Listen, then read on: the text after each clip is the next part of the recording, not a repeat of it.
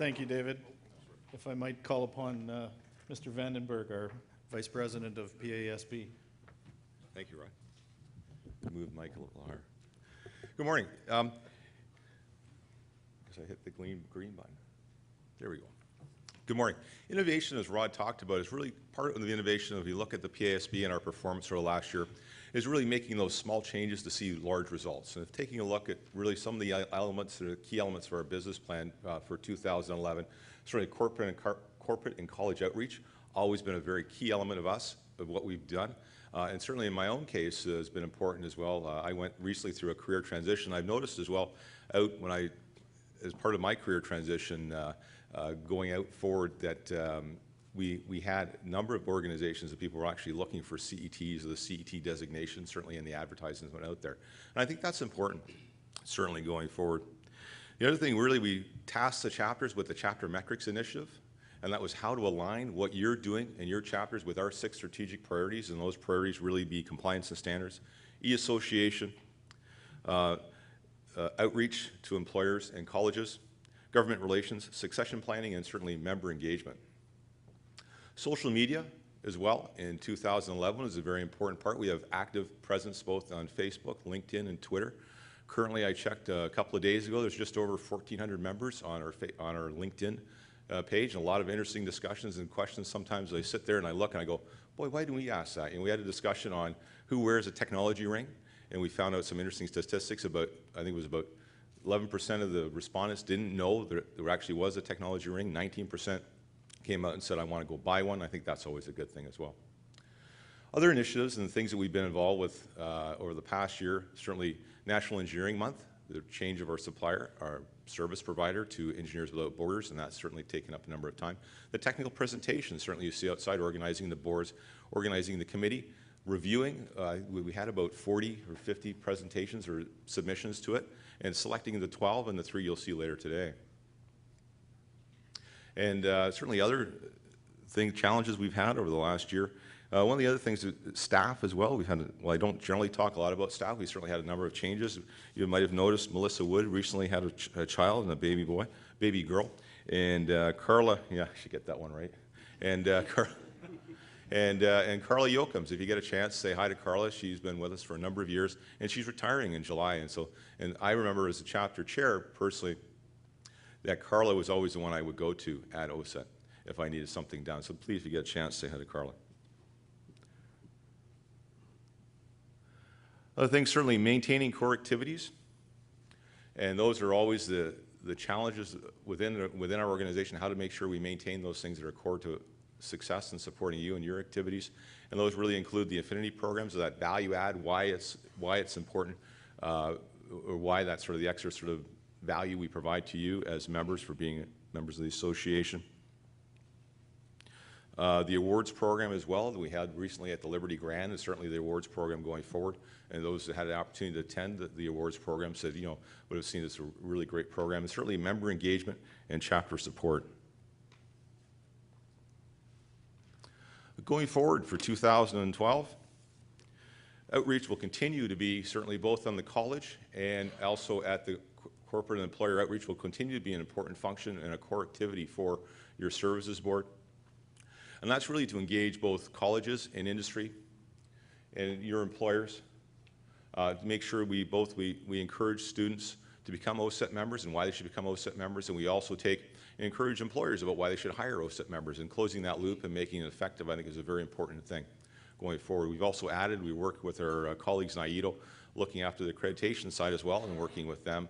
And internationally trained professionals as well will always be an important function for us, and that's, you know, we look at, and while in some cases we talk about the, you know, there's going to be the employment shortage or the skills shortage going forward, and in some cases that you might not have seen that in your industry, but we know through the statistics and the demographics that we are going to see skill shortages, and we need to be able to, how do we attract those people, and how do we fill those skill shortages? And certainly internationally trained professionals is one key area that we'll probably see going forward. And we need, certainly as an association, as your board, we need to be able to have a pulse on that marketplace and be able to promote to them and talk to them about why it's important to be OACETT members and what that means.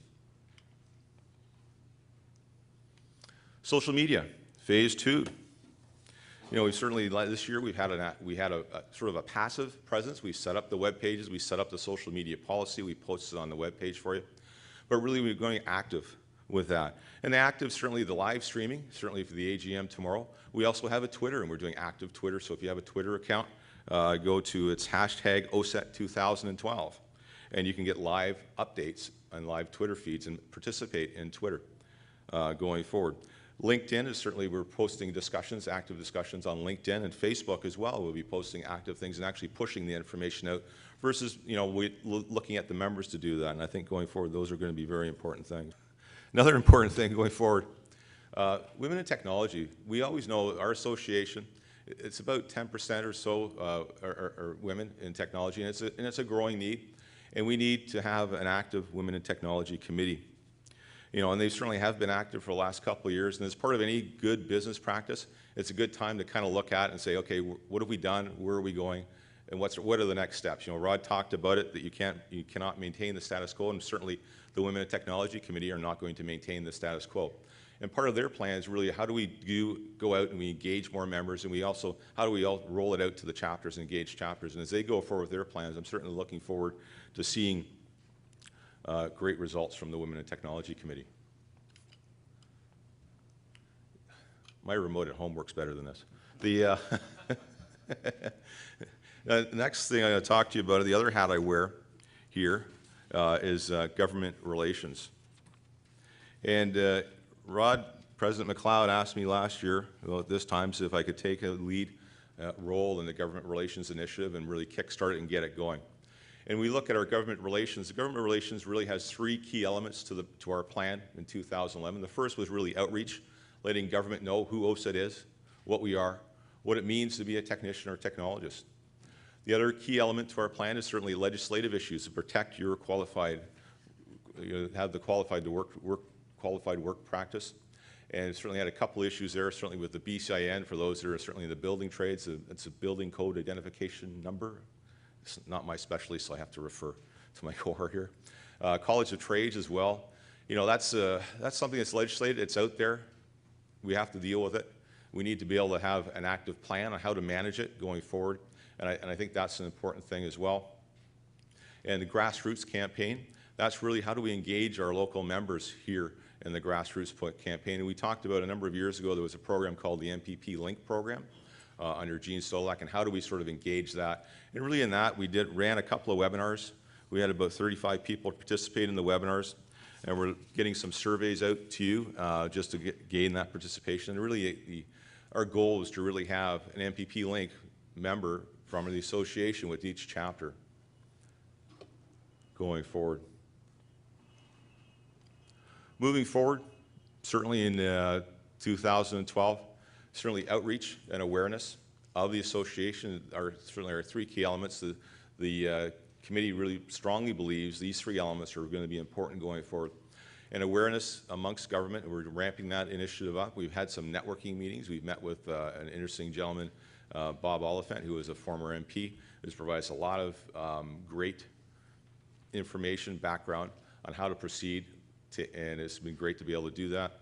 Legislative, certainly the College of Trades, there's a white paper we've just developed and released to council yesterday about how to deal with that, and talks about the College of Trades and what the next steps for OACETT should be. Legislative issues as well. We'll continue to keep an eye and a pulse on any upcoming legislative issues that affect our membership, and certainly as a qualified person, and new acts. And a grassroots campaign. This is really the, you know, as past President Saunders mentioned, you know, this is a call of action for you. We need your support, we need your help in making this MPP Link program successful. I encourage you to approach certainly Gord Masters or myself as our Director of Government Relations and talk to us and get involved with this and get out there and meet your MPP. We're developing the background information and information packages for you. And that information package is really, it's a couple of key elements. One is some general information about us, an ask document, and some background information for your MPP so you can talk with some intelligence. And also, we need to make sure when we do this MPP Link program that everybody talks, we're all on the same page and we all talk the same, we all bring the same message forward. As mentioned, you know, we have 24,000 members, but we are one association.